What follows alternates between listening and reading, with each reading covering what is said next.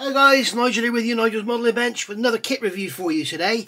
And this is something that, I don't know, the new release of the 32nd scale Gigant from G.W.H has sort of sparked my interest in this subject.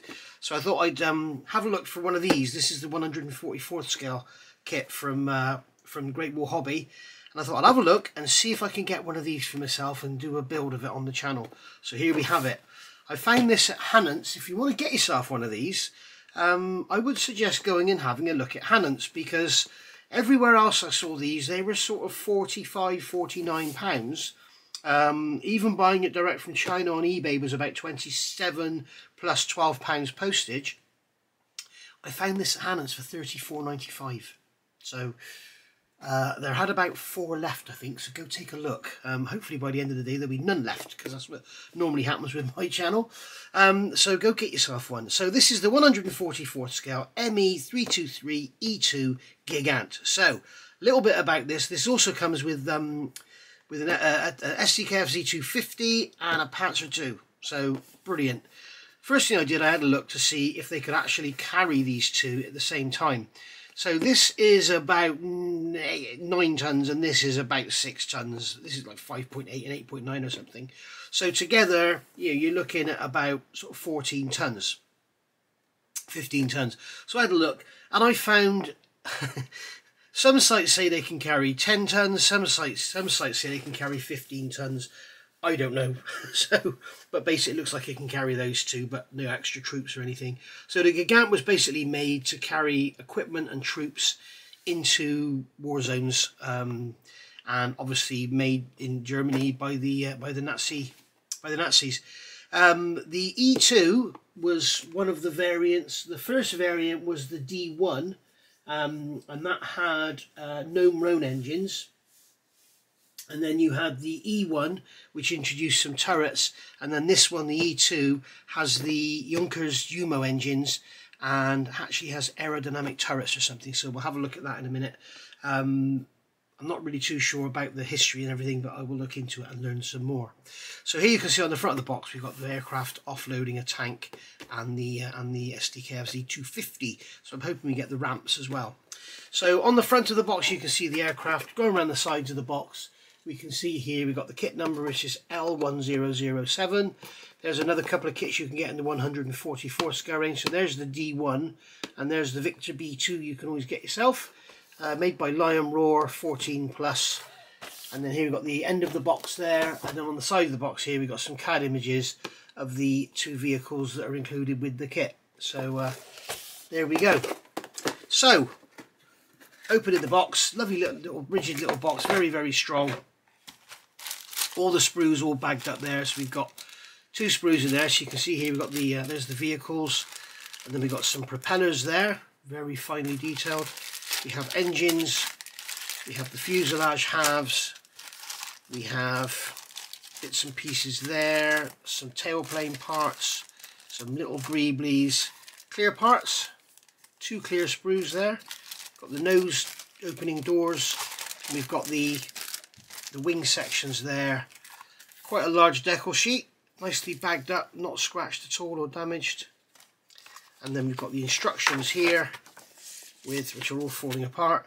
And then in here we have a nice big colour call out, which is nice. That's like A3 size almost, I think. So very, very nice indeed. So we've got the colour call outs there in Mr. Hobby, which is good. So without further ado, I'm going to get the lighting sorted and we'll have a look at the instructions. Do I need to get the lighting sorted? No, I don't, because we have glossy paper and we don't want the lighting sorted for glossy paper, do we? So here's telling us a bit about the aircraft, so you can pause there and have a read of that if you want to. So very, very nice kit indeed. What I find amazing is this was like 1942. And like, it was only, what, 20 years later we had a C5 Galaxy. You know, it's just incredible, isn't it? So here we are into the instructions. So this is obviously an outer cover, and then we've got an inner stapled book. So this is your outer cover with your sprue call out, so you can have that on the side and not have to keep flipping back through your book. So that's a good little idea. You've got all your parts there. Do not use the shadowed parts. So there's only a couple of shadowed parts there. There's nothing much which is shadowed at all. So very, very nice indeed. So that's that. So looking into the instructions, we're going to start off with the cockpit, and yes, we do actually have a cockpit. So the seats are moulded into the tub. We've got control columns there and an instrument panel.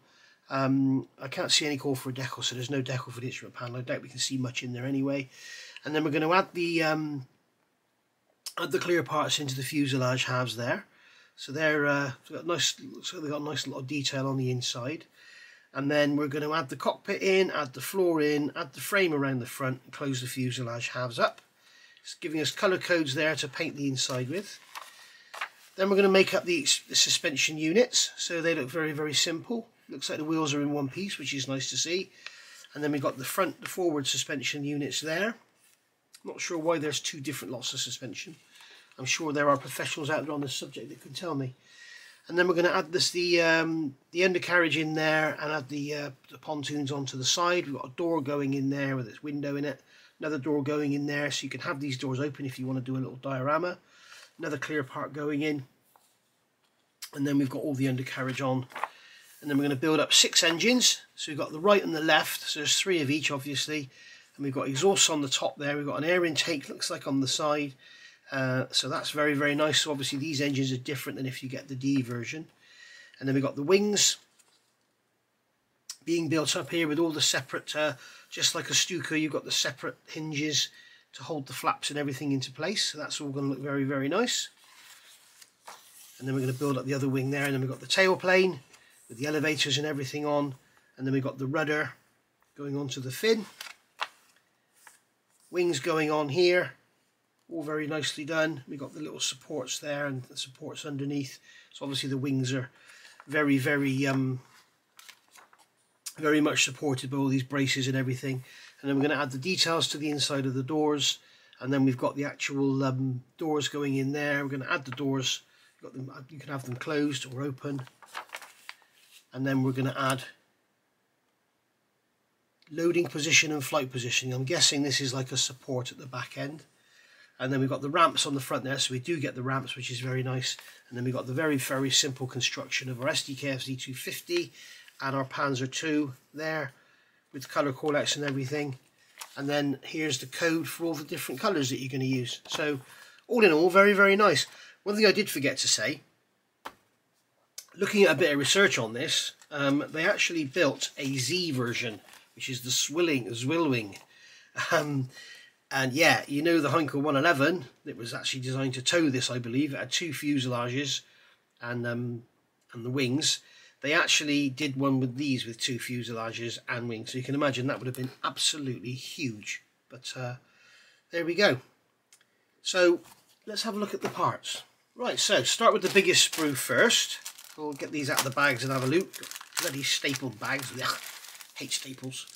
So here we have the wings, and we have some very, very nice finely recessed detail on them, and they're very, very cleanly moulded, all very crisp, very, very positive location pins in there.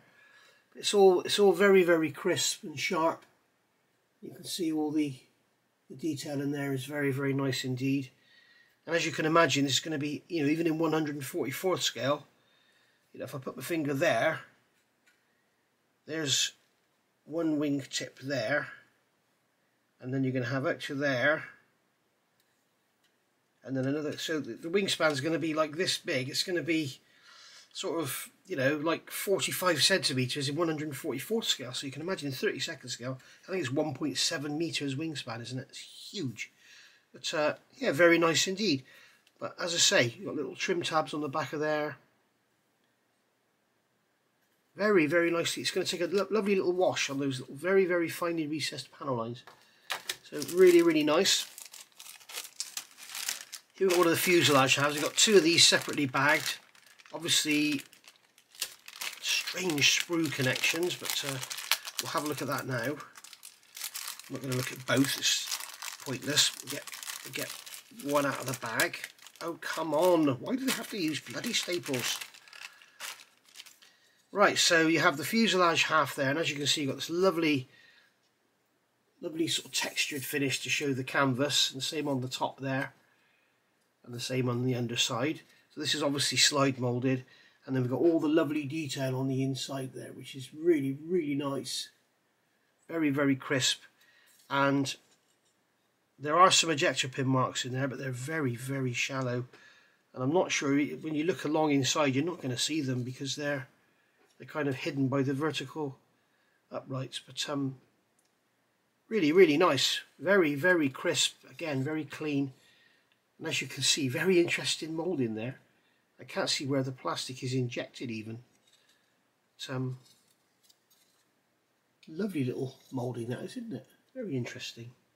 So here we have a bag here with our engine parts. So there's 2 of these.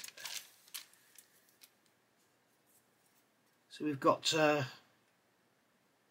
very, very thin, beautifully moulded, very thin engine cowlings there. You can see we've got the actual engine, radial engines there. And then we've got exhausts, got the spinners here. There's some very, very fine details there. I'm guessing this is all the supports for the ailerons and everything. And then we've got all our undercarriage there. It's all so small, it's all so tiny. It's going to be a fun little build, this. I think it'll be quite a quick build as well. Got our propellers there. I don't need to get them out of the bag, but you can see how fine they are and clean and crisp. Very nicely done. Be careful not to break those. We got our front cover there. This is the front doors for the cargo bay. That looks like turrets there. You can see the cargo doors have got all the detail on the inside. All very nicely done. What have we got here? Some more bits and pieces, greeblies.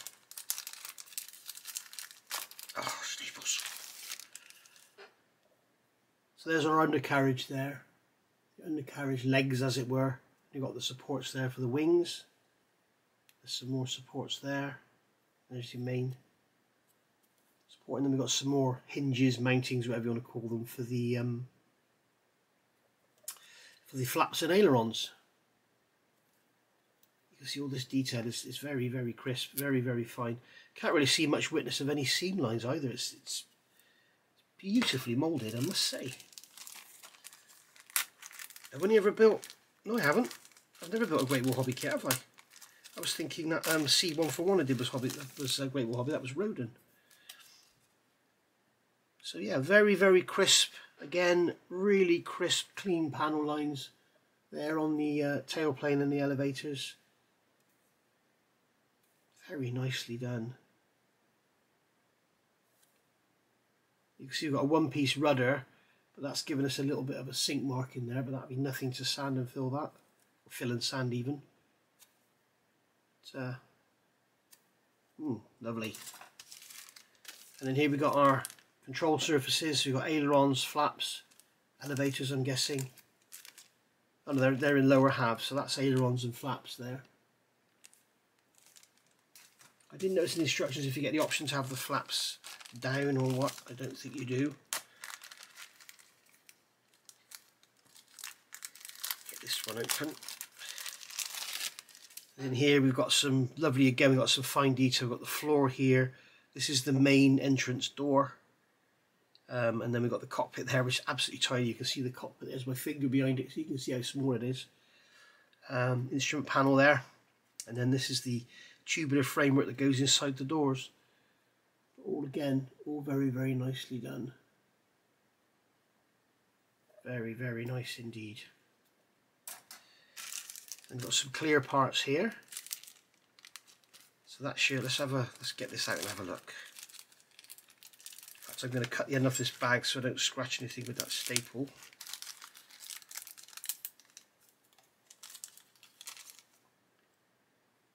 So we've got the canopy there. Let's see how visible things are underneath it. You can see,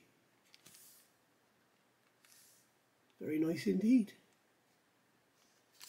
You're not going to see much in there because it's all so tiny.